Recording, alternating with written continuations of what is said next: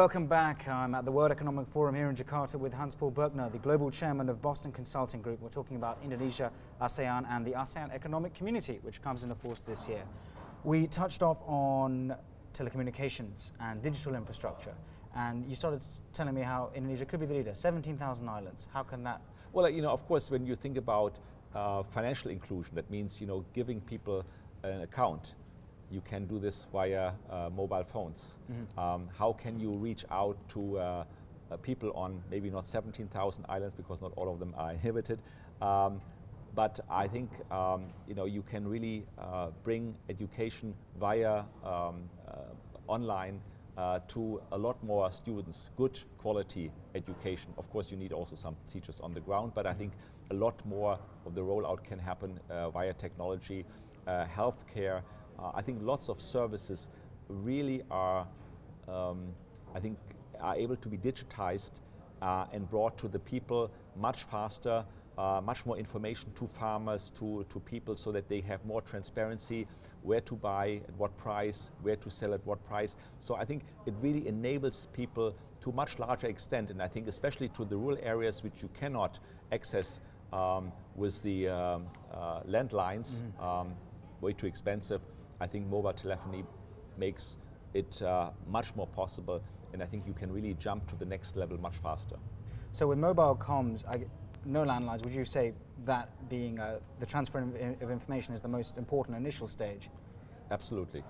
Would you say that's as true in other countries in ASEAN, or is it particularly the case in Indonesia? Well, of course, the 17,000 island, force your hand to some extent. Yeah. But I think also really connecting the people in the rural areas. It's very important in Southeast Asia, across Southeast Asia. It's also very true in India, in China, and I think in Africa, where you really jump over a whole stage in development by using mobile telephony. And there are obviously vast rural areas in the much more developed economies in Southeast Asia, Thailand, and absolutely, lower down, yes, Myanmar. Well, let's move on a wider infrastructure topic, that being essential to it. What do you see? There's the Maritime tollway that's being proposed. There's all these massive projects, and then there's the 35,000 megawatts in 5 years. In order of priority, I mean, how would you list it? Well, I think what is more important, the heart, the lung, or the liver, and so forth. Yeah. So I'm not sure. I think, of course, we need energy. We need a lot more power plants. But we also need the highways and the railroads to connect people. We need the ports who are able to handle the cargo, and also a lot more airports. I think it can be done. I think China has shown it. I think the issue is really making sure that the rules and regulations, the processes, the permissions really work quite effectively. Maybe not quite as fast as in China, because there it's unbelievable, but certainly faster than in the past, faster than in many developed countries, where sometimes it takes decades before you really build a highway. Not because you cannot do it physically, but before you really have cleared all the land. I think it takes a long time. I think especially in a densely populated area like here in Java, I think it's so important that you define the rules and that you really get going much faster, and I think that's what also President Jokowi will focus on.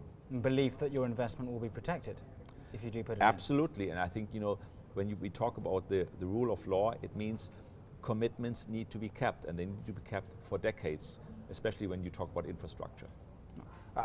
Going on, moving a bit to maritime, the shipyard industry and protecting the local fisheries industry, there's been a lot of talk, there was the quote, burn the boats, of foreign fishing vessels caught. Do you think you can't tell someone what to do in their sovereign waters, but do you think that's in lieu of better regulations? Well, I think the important thing is that, of course, Indonesia needs to be in control of its sovereign waters, of its the waters that it really can rule on, and that it really does that efficiently and effectively. So really be able to be in charge and to be controlled. I think that's perfectly right. It's right, and I think everybody else does it. And there, I think you need to be, have the means to do that. And so I think that is a perfectly fine procedure for Indonesia to take. And the shipyard industry, do you think Indonesia could supplant?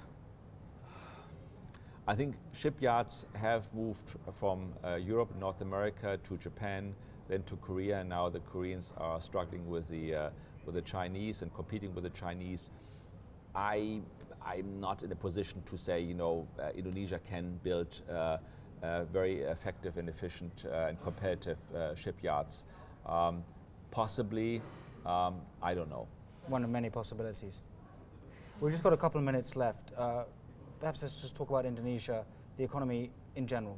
What's your perspective? Well, I think first of all we need to recognize that Southeast Asia, so the whole ASEAN region, is together with China and India the fastest growing region in the world. There are 600 million people, or more than 600 million people. It's, people-wise, as large or larger than Europe, as large as Latin America. So I think there's enormous potential. But of course, it's not, every year the same everywhere. I think we see uneven developments, even, country by country, but also over time. At the moment, growth has slowed a bit in Indonesia, but that does not diminish its medium to longer term prospects. I think the important thing is to make sure that the investments in infrastructure, in the people, really happen, that the institutions get strengthened, that the economy is further opening up, and therefore really gets the growth impetus that is needed. And I think if the government continues on the path that it has stated, we will see the growth impact over the coming years, and it will be very positive. And I think there's a huge interest of companies from the region in Indonesia, but also from outside the region. Because what we always forget, is that companies create value above all through profitable growth. Growth is so important, and here in the region, and especially Indonesia, we have it, whereas in Europe, Japan, growth will be much, much lower, and therefore, I think much tougher to achieve that growth. Hans-Paul, thank you so much for joining us. Blaise, thank you. Take care. Well, that's it for this interview. We'll see you next time. I'm Blaise Hope.